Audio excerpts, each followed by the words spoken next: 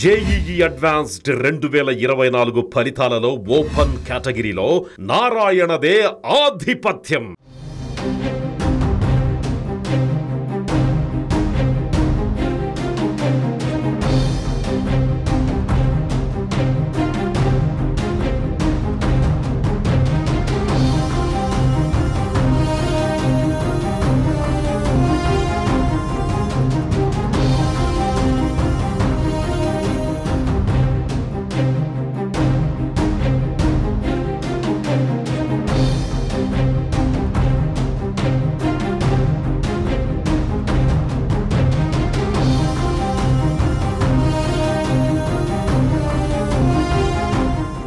ఆంధ్రప్రదేశ్లో తొలి అసెంబ్లీ సమావేశాలకు టీడీపీ, జనసేన, బీజేపీ ప్రభుత్వం గ్రీన్ సిగ్నల్ ఇచ్చింది.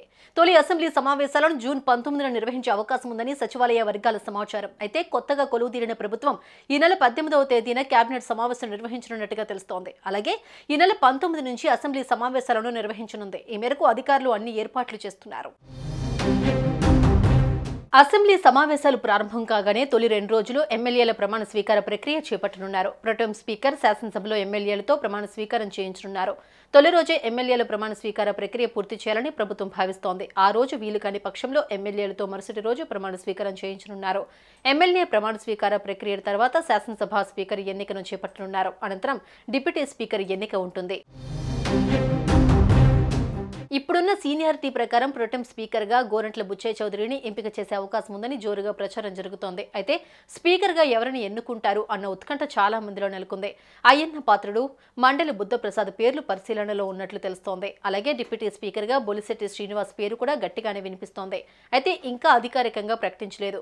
ఏది ఏమైనా ఏపీలో ప్రభుత్వం మారిన నేపథ్యంలో అటు అధికార ఎన్డీఏ కూటమి, ఇటు ప్రతిపక్ష హోదా కూడా లేని వైఎస్ఆర్సీపీ మధ్య సభలో మాటల యుద్ధం హోరాహోరీగా వాడీవేడిగా నడిచే అవకాశం ఉంటుందని చర్చించుకుంటున్నారు ప్రజలు.